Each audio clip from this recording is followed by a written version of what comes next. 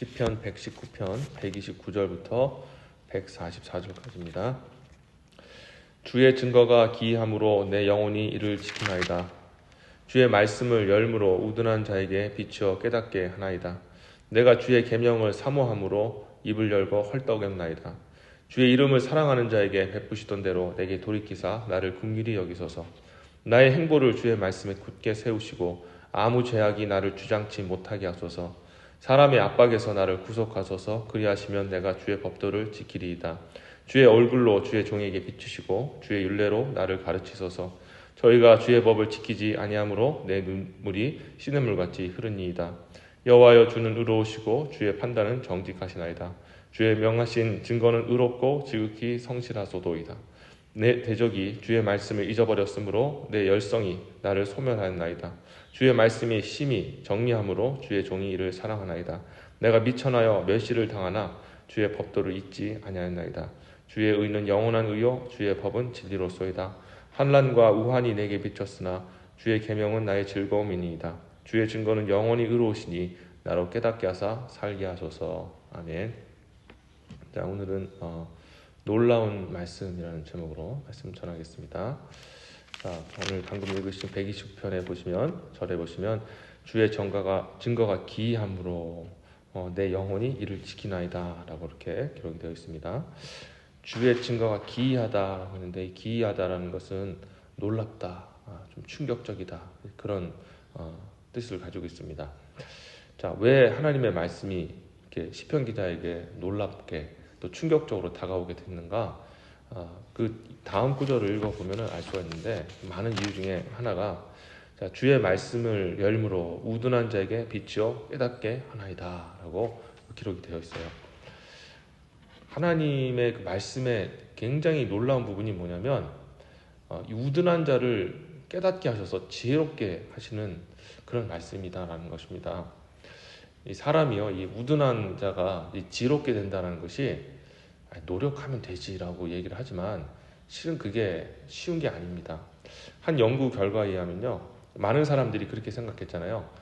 공부를 잘하거나 뭐 어떤 한 분야에서 굉장히 똑똑해지고 또 많은 지식을 갖추는 것은 노력을 하면 된다. 그래서 우리는 노력으로 최선을 다하면 어떤 지혜와 지식의 경지에 이를 수 있다라고 얘기를 하는데, 이런 교육학자나 또 어떤 심리학자들이 정말 객관적으로 분석해서 인간의 노력이 얼만큼 성공에 좌지우지하는가, 그러면 아니면 능력이 좌지우지하는가, 그렇게 연구를 했을 때 충격적인 결과가, 이 받은 그 은사라고 그러죠. 자기의 그 능력이 90%고 노력이 10%예요. 그런데 그나마 10%의 노력도 실은 능력이 있고 원래 가지고 있는 예를 들어서 공부하는 재능이 있는 사람이 환경상 그것을 깨닫지 못하고 있다가 어떤 환경이 딱 도달해서 이게 공부를 이렇게 하는구나 하고 깨달아지고 거기에 노력이 더해졌을 때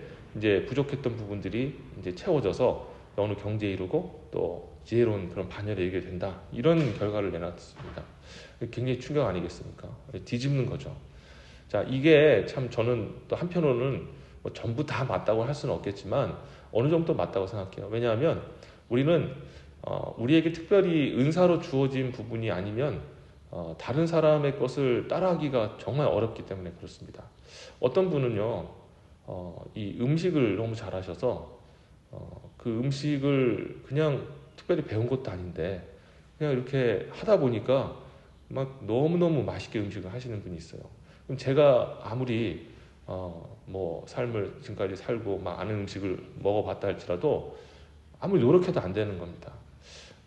저도 마찬가지 아니겠습니까? 뭐 저에게 주신 하나님의 특별한 은사들이 있어요. 설교자로서 또 말씀을 해석하고 또 설교하는 은사가 있는데, 아무리 뭐 뛰어나신 뭐 그런 정치인이나 뭐 아니면 뭐 대단하신 분이 기술을 가진 분이 있다 할지라도 제가 하고 있는 영역은 이게 쉽게 이게 할 수가 있는 게 아닙니다. 그래서 어떤 목사님은 이런 말씀 드리는 게 좀 적절한 표현인지 모르겠지만 의사이시래요. 그래서 공부도 잘하고 그랬는데 설교를 너무 못해요. 예. 그러니까 설교를 못한다는 게 뭐 설교 자체가 잘하고 못하는 그런 의미는 없지만 전달하는 게 너무 부족하다는 거죠. 그러니까 하나님께서는요, 이 세상을 하나님께서 이렇게 은사를 주셔가지고 각각 처소에다 적세적소한 곳에다가 배치하시고 그 은사를 가지고 삶을 살게 하셔서 서로가 서로를 도우면서 하나 되게 하시는 그런 방식으로 세상을 창조하신 것 같아요. 그렇게 유지하신 것 같습니다. 그래서 우리가 가진 그 은사를 서로 존중하고 그것을 통해 서로가 도움을 받으면서 이렇게 살아간다고 저는 이렇게 보는데, 특별히 이 참 우둔한 자가 참 지혜를 갖는다라는 것은 좀 더더욱 어려운 것 같아요. 왜냐하면 물론 선정적인 뭐 그런 제가 지식과 지혜를 말하는 게 아니라 이게 삶 자체가 이렇게 지혜롭게 갑자기 무엇인가 탁 트여서 깨달아 알게 된다는 것 자체가 너무너무 어렵기 때문에 그렇습니다. 방금 말씀드린 것처럼 뭐 예를 들어서 운전을 잘하는 사람이 평생 그 일을 해왔던 사람이 요리를 갑자기 잘하게 된다? 이게 참 어려운 일이잖아요. 예. 그런데 이 우둔한 자가 갑자기 지혜롭게 된다? 뭔가 벼락을 맞은 것처럼 지혜롭게 된다? 이건 진짜 쉬운 일이 아니라는 겁니다. 그렇게 안 된다는 것이 아니라 그렇게 된다는 것 자체가 쉬운 일이 아닌 거예요. 뭐 기술과 기술 사이에 왔다 갔다 하면서 내가 지난 인생에서는 운전을 배웠으나 다음에서는 요리를 배워야지 하고 배우면은 어느 정도 할 수는 있겠지만, 그러나 특별히 이 지혜가 없는 자들이 지혜를 갖게 된다? 이건 정말 쉽지 않은 그런 문제라는 것입니다. 근데 이 시편 기자가요, 굉장히 충격을 받은 게 뭐냐면, 우둔한 자가 하나님의 말씀을 접하니까 지혜로운 자가 돼버리는 겁니다. 아니 어떻게 저럴 수가 있을까? 저렇게 우둔했던 자들이, 정말 무지했던 자들이 하나님의 말씀을 접하고 은혜를 누리니까 갑자기 지혜로운 말을 하고 세상을 통찰하고 또 그 안에서 무엇이 정말 우리 인간에게 가장 의미가 있는 삶인가, 그것들을 발견하고 그대로 살아가는 모습을 봤다는 것입니다. 그래서 이 하나님의 말씀이 도대체 뭐길래 어떻게 이렇게 사람을 변화시키는가라는 그런 충격적인 그런 말씀을 경험을 했던 것이죠.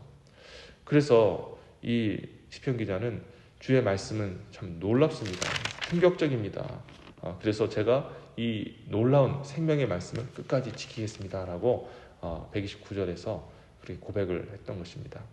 자, 그럼 어떤 일이 일어났기 때문에 이런 일이 일어났을까요?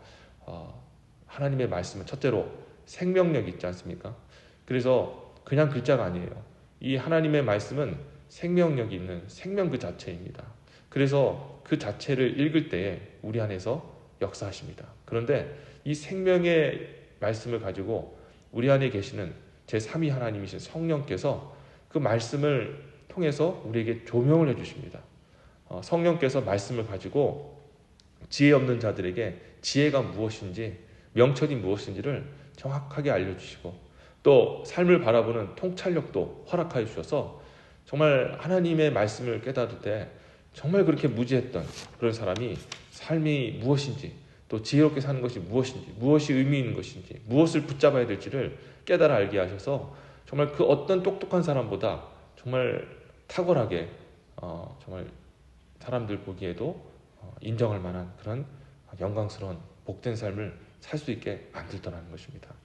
여러분, 그래서 우리는 이 하나님의 말씀을 정말 무엇보다 신뢰하고 그 말씀을 통해서 정말 이런 놀라운 은혜를 우리도 소유하기를 간절히 기도하는 저와 여러분들이 되어야 될 줄 믿습니다.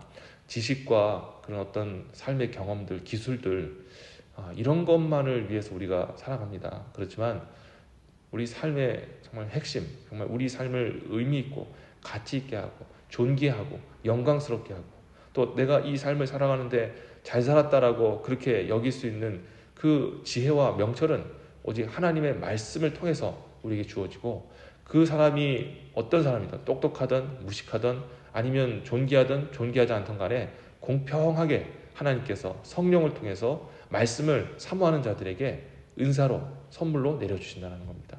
그러니까 정말 이 세상에서 정말 우리가 정말 지혜로운 삶을 살기 위해서는 우리가 하나님의 말씀을 우리가 읽고 성령의 도움을 받아서 그 말씀을 깨닫는 그런 삶을 살아야 될 줄 믿습니다. 우리 사랑하는 자녀들에게 우리 정말 물려줘야 될 것이 무엇일까? 하나님의 말씀의 지혜를 깨닫는 방법들. 성령이 다 하시지만 그러나 말씀을 우리가 읽고 묵상할 때 성령이 어떻게 역사하시는 것은 또 이렇게 경험을 통해서 많이 또 체험하지 않습니까? 그런 경험이 있는 사람은 더더욱 성령이 이렇게 역사하시는구나, 성령이 이렇게 우리를 인도하시는구나, 이런 것들을 밝히 깨달아 알지 않습니까?